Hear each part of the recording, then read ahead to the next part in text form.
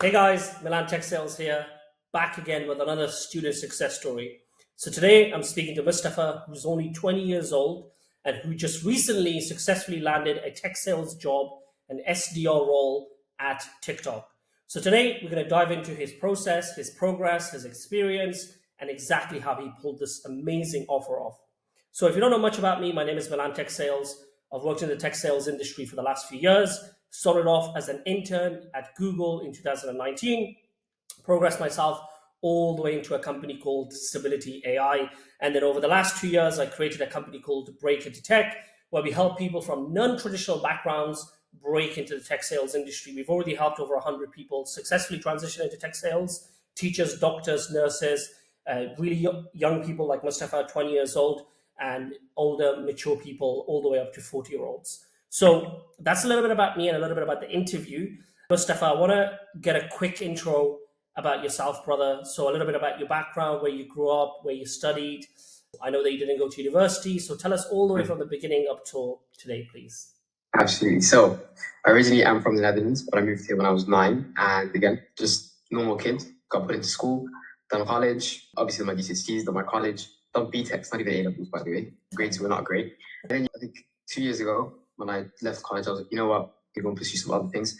Tried some things, like tried to run my own agency, which went to, can you swear on it? No. Didn't obviously go as well as I would have hoped. I obviously tried some other things, and then actually about a couple of months ago, I came across Break Into Tech and tech sales as a whole. Saw Bilal, obviously, on TikTok, started speaking back and forth, joined, became a paid member, and now here I am. Awesome, man. It's funny that you said you did BTEC. I also did a BTEC. I don't know if Really? yeah. I did a BTEC in engineering, in electrical and electronic and mechanical engineering at a college in Birmingham. I can't even recall the name right now, but it's like James, what is it called? James Watson or something? James Joseph Chamberlain or No, it's like a really big college. It's not Joseph Chamberlain. It's They have a school in the city center of Birmingham, next to Birmingham City University. I know it's James something. It starts with the C, but I cannot remember the name. So they have campuses in Sutton Coldfield, city center of Birmingham, and in Perry Barr. I ended up going to the Perry Barr campus, Sutton Coldfield one. For some reason, they just didn't do the same course. So I ended up going there for 2 years, did engineering, realized it wasn't for me. But that's when actually I was like 16 at the time, right? That's when my love for tech was actually, I was like, this is so interesting, like learning so much about tech. So it's interesting that you did that as well. And then you said you started your own marketing agency. I actually did the same thing like 6, 8 years ago. So what was your experience of doing that? How did you get into that? What was the point of that? What did you learn? Because it's all sales related, right? So I think that would be interesting to know. Correct. So a little bit about the course that I bought. It was a course, right? Like a very well-known influencer. I was part of it, and then also, of course, there was the selling aspect of it. Now, I didn't necessarily knew I wanted to actually get into tech sales and AI at that point, but I was very because of that. I look at this, let's give it a try. And then you said something about remote closing. So a lot of people now, especially young people, they know what remote closing is, right? Like all these influencers are pushing remote closing. What like you not going to remote closing, which you easily could have, and you had quite a few interviews for remote closing as well. So Yes. what made you reject remote closing and becoming a closer for a high ticket coach and to fully focus on tech sales? What was the thinking behind that?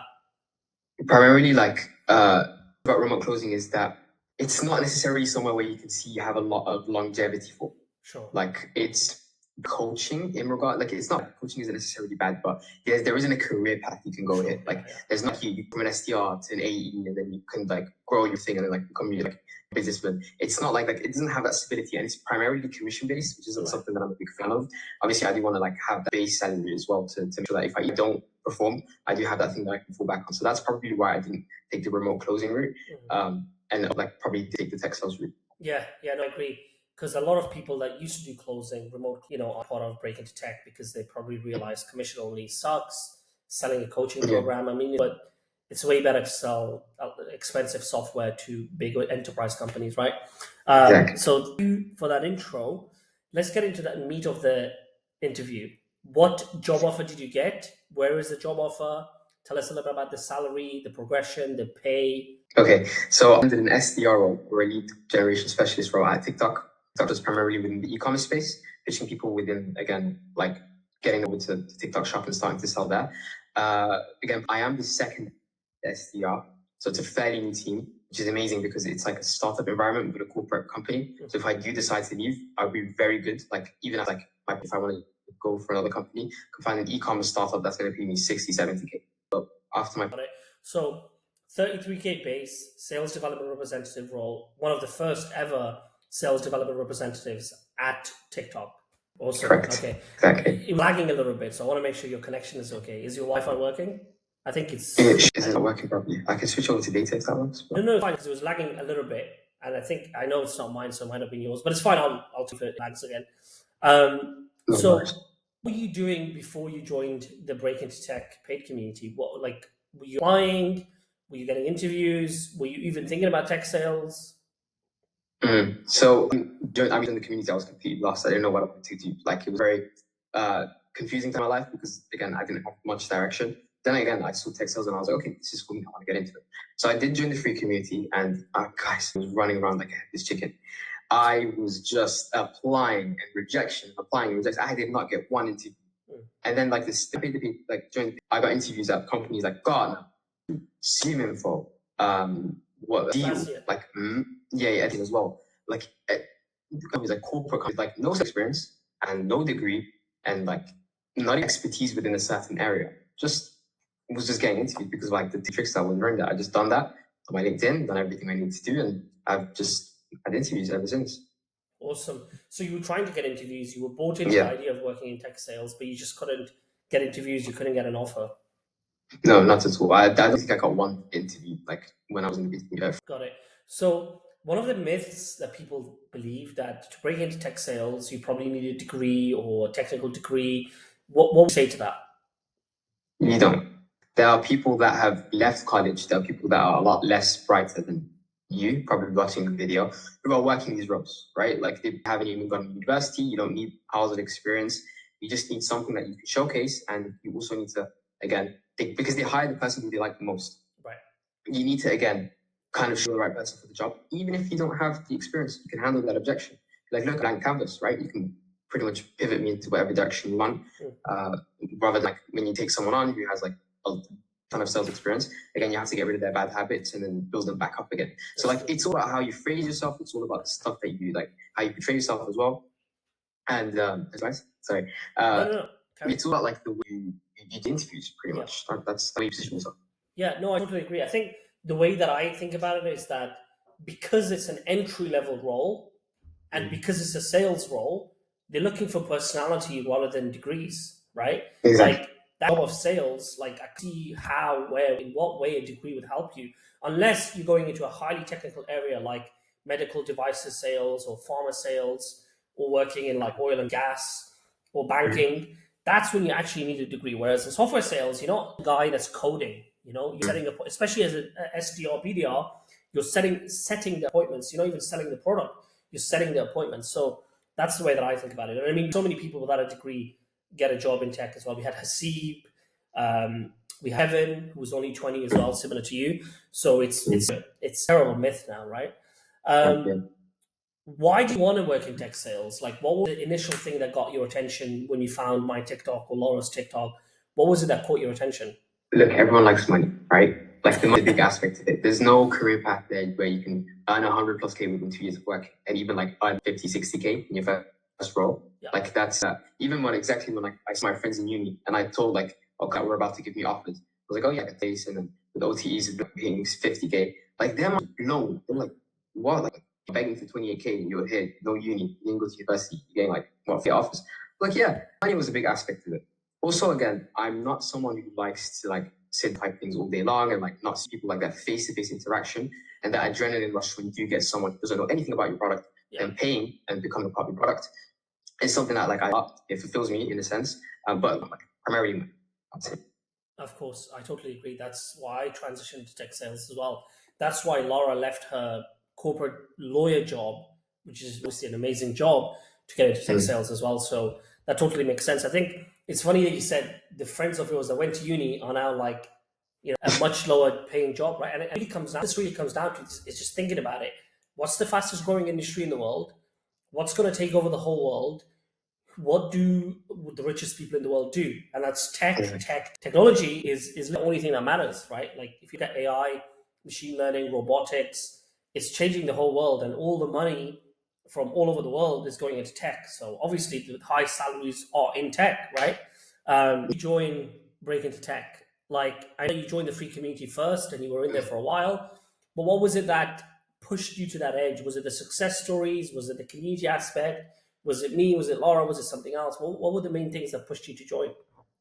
So I had some idols we were talking about, right? He's making, and then I watched your interview with Packcheck, and I related because I was like, hey, no interview, like no sales experience, nothing. And then he ended up getting what, 60K euros? Like, Yeah.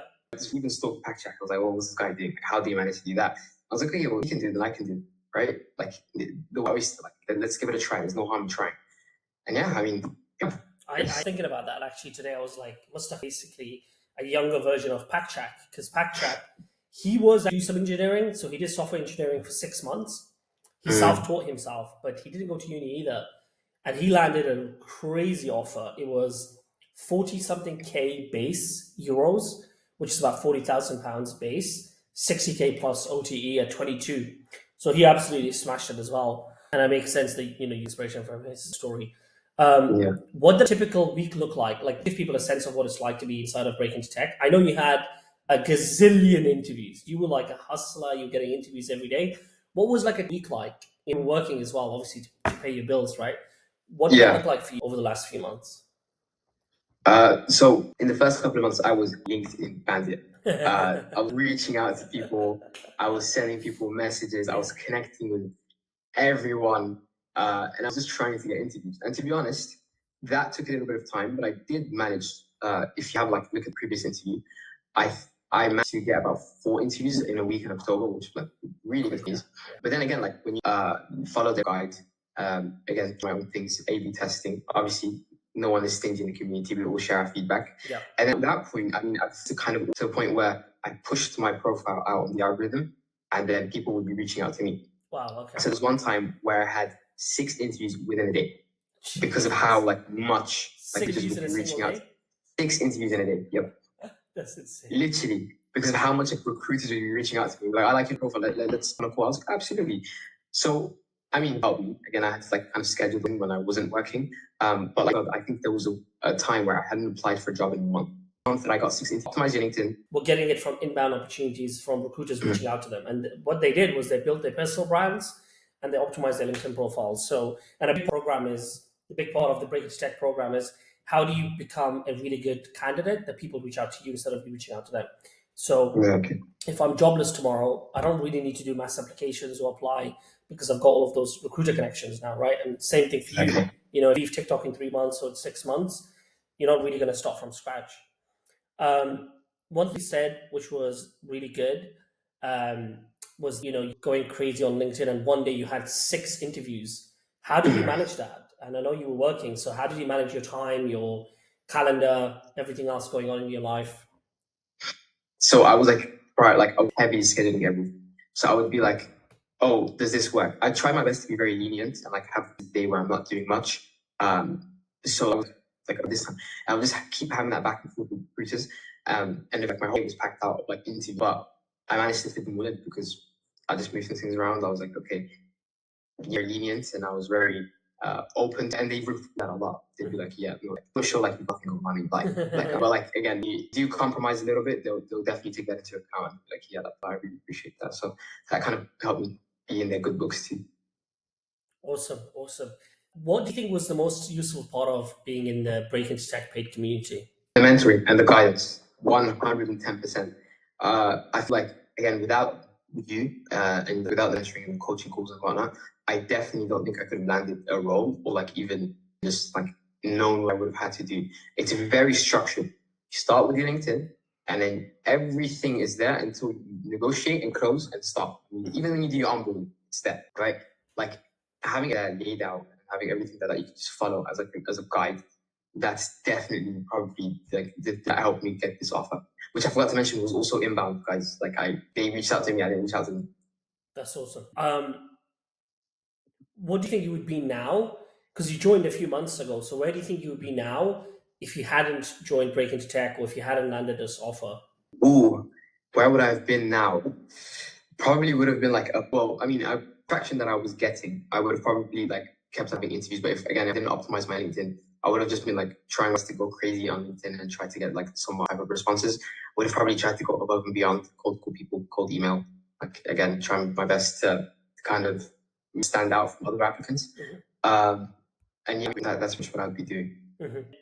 Like if it's in your position, like really young, 20 or 21, 22, and they're not really sure about their career, they're not really sure where to go, they are thinking about closer jobs, they're thinking about online businesses, what advice would you give them? Like, you don't have to tell them to do tech sales, but what general advice would you give them so that they can, head start in their career just like you have? You have to persevere, you have to learn. Those are the two things that I've learned heavily, and get a mentor. I'm biased, but again, that's the one thing that helped me get this offer. Perseverance, again, as long as you don't give up on something, it will come. And learning, because you have to learn from your mistakes. And again, it's kind of like think of a video game, right? Like you start again. Yeah. Until you complete that level, that's your success. So just keep trying, keep learning. Like, okay, what's happening again? You prepare for it again and reinforce yourself, and then go. That's like the two things that I would definitely say for anyone. What about people that say that working in sales or in tech sales is hard, like hard work, you won't be able to make your commissions, you'll get fired? What would you say to people like that? Or what is your thinking process around that objection?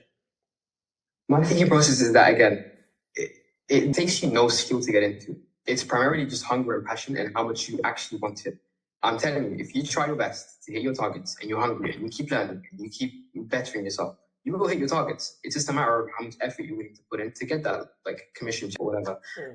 So again, it's like primarily down to you. Stop saying everything else is the issue. It's you. Like, just do your best to get your commission, try your best to really learn, and you should be fine. Honestly, the job is not that hard. Right. And what would you say, like, obviously, you're a communicator, you're clearly a social person, but what about someone who is similar age to you, but they're a little bit quiet, a little bit more introverted?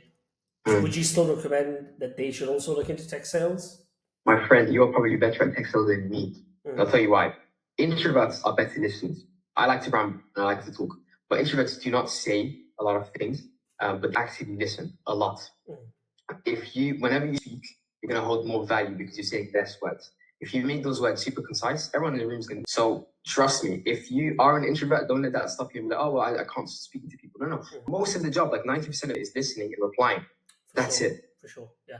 And one thing I would add to that is, like, most of the job is actually very analytical. Like, it's not that much selling. It's especially as an entry level, because you have to set up automations, cold email campaigns, cold messaging on LinkedIn. The only part of the selling part where you have to be a little bit more extroverted is when you're on the phone with someone, or when you go to an event where you have to build relationships and get for commuting. But the rest of the job is very analytical. And I think from what I've seen, the best people are the most analytical, not the social butterflies or whatever people think. Exactly. What would you say to people that think that, other people, especially young people, they are programmed to go into more traditional careers like law, finance, investment banking, medicine? What would you say to that? Like, people will be like, hang on a second, why would I do sales when I can just become a lawyer or a banker or a doctor or whatever? How would you advise them on what's best for them? Obviously, do what you want, right? Like, your passion. Like, I'm not going to sit there and say if you're in uni third year, drop out, right? But you kind of have to look at the longevity of the career that you're taking. Because again, you should love what you do, definitely. Yeah. But money is a big aspect.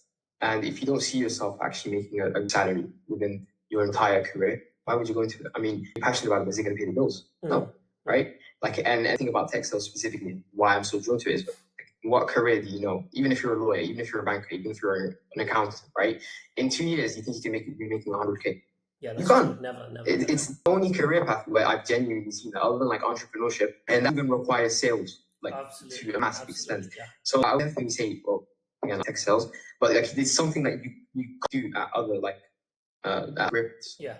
To be the only places where you can make 100K plus by the time you're 22, 23, 24 is commercial law. So being a commercial lawyer, like a high-end lawyer, or an investment banker, JP Morgan or something, right? The only two other career paths where you can legitimately make over 100K a year. And then the third one is tech sales, or just tech jobs in general. Because even as a developer, as an AI engineer, you can still make 50, 60, 70, 80K. Any industry or any career outside of that, if the goal is to maximize earnings and make as much money as possible, it's commercial law, investment banking, and tech sales. There is nothing else. Entrepreneurship, of course, the problem with entrepreneurship is that it takes so long to find the thing that you can do, and then it takes so long to actually do it and get product market fit and get investors and all this shit. By the time you actually make a lot of money, you're probably going to be tired and sick and tired of it, or probably a bit too old to even enjoy that money. So I think the easiest, fastest, safest method to get to a couple of million by the time you're in your 30s or late 30s is tech sales, right? 100%. That's what I think. So that's why I got into it. But I still love entrepreneurship. I think, and I feel like you want to do entrepreneurship as well. I spoke to Kevin yesterday, who was also 20. He's using tech sales as a stepping stone for his own business, right? So I feel like a lot of people that do tech sales, they know they want to be an entrepreneur, but they don't have the skill set or the finances to be able to do that right now. Yeah, because I definitely want to be an entrepreneur one day. But again, I've realized that specifically with the type of entrepreneurship that I want to get into, and what best to learn that at like TikTok or like tech sales, right? Like it's the most analytical and it's like the best learning ground, I would say. So yeah, no, it's definitely for me also a stepping stone to actually doing what I want to do. Yeah, I saw an so they did a survey, and most of the billionaires started off in the sales job. So a lot of the biggest billionaires started off in either door-to-door sales job or a B2B sales job, because to build a tech company, because I went through an accelerator program called Antler, which is similar to Y Combinator. So Y Combinator is an accelerator program. They are the reason that companies like Airbnb and even Facebook exist, because they're the investors. So I did a similar program in London, and what I realized is that you don't need to be technical to build a tech company or become an entrepreneur. Whereas most people think, to build Facebook or Amazon or Google, you need to be a tech guy. Well, no, that actually drives the business is the salespeople or the marketing people. One thing I was going to ask actually is, one thing that people think about the tech industry is that it's all developers in their basements coding away. Now, we know that tech sales exists, but from your experience, what other jobs do you think people can do in a tech company that has nothing to do with coding but still make a lot of money? In like the face. Yeah, you can go into management. You can go into anything. All you need to do is get into a tech company, and then you can do whatever you want. Even for example, let's say like 2 years down the line, I want to switch my career paths, and I let's say coding is what I want to do, because I'm already in tech. Like I've already entered they're more than willing to train me up and go into whatever I want to go into, and I've got the experience, and I can do whatever I want. So yeah, I think there's a lot of things that you can do with a tech company. It's primarily getting into those tech companies. That's the hardest part. Yeah, that's definitely the hardest part.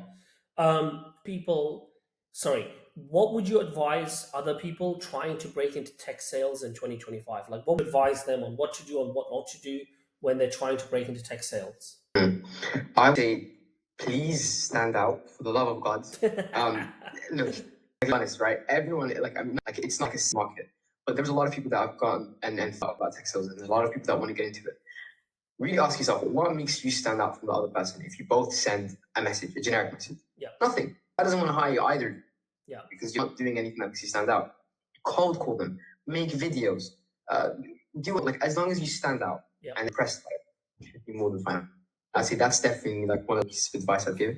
And again, keep learning, right? Keep persevering, keep trying out different methods. It's a whole, it's a math, right? You got to A/B test things. If something doesn't work, okay, why did it work? Okay, let's this. Maybe it works like this. It's like you have a scientific approach to the way you do things. I think people from what you've seen, I'm sure you've spoken to a lot of people that are trying to break into tech sales right now. What do you think are the main mistakes that people are making when trying to break into tech sales, especially the young people that have no experience? Because obviously you didn't have any experience, you didn't have a degree, yet you still got a tech sales job at TikTok. But there's loads of other people that are trying, but they're not succeeding. Why do you think that is? Their LinkedIn profiles are not the best. That's definitely something I would say. I'd say the mentoring in that regard, of actually sits there and shows them how to do things. And they're not cold calling people. If you cold call people, trust me, you'd be having a job. Trust me, I'm even that's how I got into another cool confidence. I cold called the hiring manager. He liked my opener, put me into the community, right? When you actually sit there and pick up the phone and call them, you're showing them that you can do the job. A lot of people are just not doing that. A lot of people are just saying that, waiting for things to fall down on their lap, or sending messages out. Dude, of course you're gonna be stuck in the same cycle, 2 years down the line. You gotta start something different. You gotta stand out. You gotta do something. That makes sense, and I agree with you. What we say, so let's talk a little bit about the actual job that you're going to be doing, right? Because I think we didn't talk about that enough. So you landed a sales development representative job at TikTok. Tell us about the day to day. Tell us about the life. Tell us about what you got, in a few months. So primarily, again, just an SDR. So what I'll be doing is prospecting and passing over leads for TikTok, like trying to get them to start selling on TikTok Shop, in e-commerce specifically. And then again, passing them over to the business development team for them to go get them onboarded and whatnot and all that fun stuff. So that's again my primarily that's my day, right? Could be dealing with inbound. Again, it's a very new team, so I have a lot of like input. I have a lot of like ways I can make the team go or whatever I want to try out. So I'm pretty much like very creative. It's just I have to get the results, and again, it's like A/B test cards. That's it. Does the have targets? Do you have a quota? It was like 120 per quarter, I think, So which is quite high. Which is about 20, 30 a month, right?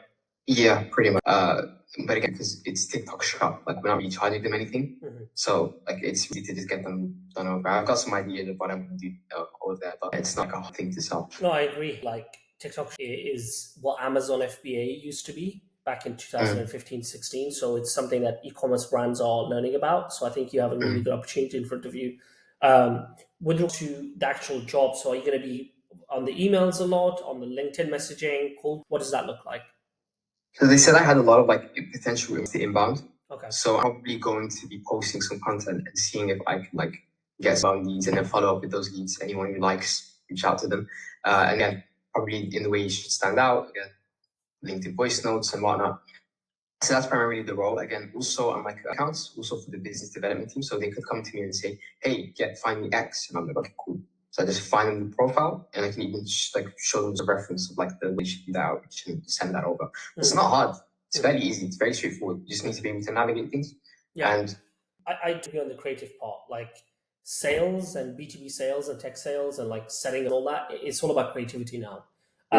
Just to visualize it to people, let's say you wanted BG brand, like I don't know, a perfume like Calvin Klein, right? If you wanted to get Calvin Klein as a client, as a customer for TikTok, how would you go about doing that? Like in your job, tell the people about that process so they can visualize your actual job. Okay, so I'd start finding accounts that I should be reaching out to. Then you can connect with them on LinkedIn. Then you can send them a message, personalized message, or you can send them a voice note, which will actually help you stand out a bit more. If they don't reply or they don't connect you on LinkedIn, you can just send them an email. If they don't reply to that email, you can send them a Loom. And then if you don't take that Loom, you can send them a cold call. And much like with those points, probably you should get a reply. Even if you don't, it's fine. There's like a whole system that even you guys, even we have in the program. Yeah. Where you can where you should start doing things. And yeah, so that's just like my day to day. And if anyone asks me, hey, can you get a profile? I'll get them the profile, shoot that off. But I'll primarily be looking at like generating my own for my own sales pipeline. Right. Okay. So to build your pipeline, you're going to research prospects. You're going to filter different parameters. Who's a good fit? Who's not a good fit for TikTok Shop? Outreach to them, get them on the phone, or get them to reply to you, and then pass it on to the actual salespeople who will then close those deals. Exactly. Right. Got it. Okay. What are you looking forward to the most this year in terms of your career? I know you moved to London. You're Birmingham, right? So, what are some things that you're looking forward to now? I mean, like going into the office quite a lot, meeting the people, right? Like that's definitely like the connections I build. They can get in like later down the line, like be a little social, outgoing, and whatnot. So that's a really nice thing. Also, the money. That's the part. Like, for sure. Like the progression. That's one of the things. Like, I'd love to promote it within the next year or so. But again, I don't mind contributing to the team. So yeah, I mean, so. What do you feel about the big move, like going from London?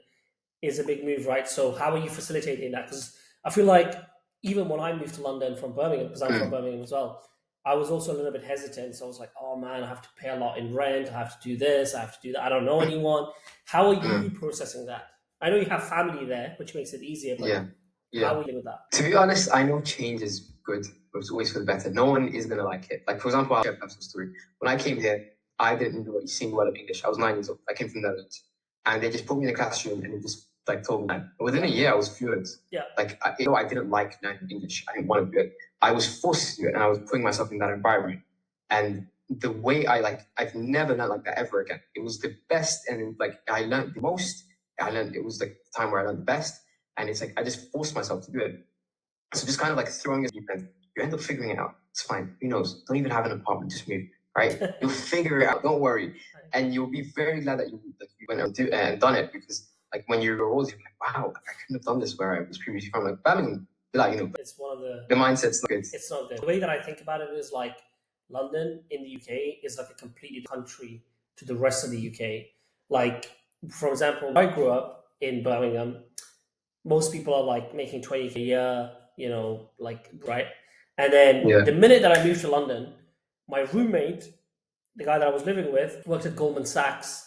He was 24. He was making 200 grand a year. My other worked at Goldman Sachs as well, a couple of 100K a year, 25. My other friend raised a couple of £1 million for his startup company. Another friend I had was making a lot of money with crypto. And then another friend of mine made £1 million with his coaching business, helping international students break into corporate, right? I was like, hang on a second, like this doesn't make any sense. And then everyone that I knew in Birmingham is like, they're not doing anything, because it's environment. The environment creates you, right? You see everybody succeeding, you automatically succeed because everyone else is successful, right? Exactly. So it's like something that rubs up. Yeah, I'm with you, bro. If you ever need help with anything, if you need help with your cold calling, cold emailing, always a part of the Break Into Tech family. Any final words in the interview for anyone listening? Anyone listening, look, if you don't know what you want to do, I was definitely like, I completely understand. I mean, I wasn't the best background myself, but just try it out. What's the harm in trying, right? Like, give it a succeed. If not, you learn. You move on to the next. I mean, success is it's going to be as long as you try. So that's exactly what I think. That's the best mindset to have. I've had that mindset with everything, and Breaking to Tech as well. I had no idea that we would have 130 paying students in a couple of months, right? Didn't know that we would have 50K followers on TikTok and Instagram in 6 months. And I just did it. And I was like, if it fails, awesome. I'll still got my job. Like, I'm still happy. If it is. So love that mindset, bro. Really, it was a pleasure to work together. I keep telling you the same thing, and it will happen, but we're going to do an in-person event in London in the next few months. And I would love for you to be there as well, a part of Sponsor. So I'll keep you posted on that. And again, you're starting tomorrow, man. So good luck. Make sure to make a good first impression. You're always right. So keep doing what you're doing. And otherwise, good. No worries. I'll end the link and then I'll give you a call as well. Yeah. We can chat. Okay, sounds good. God bless. All right. Take care.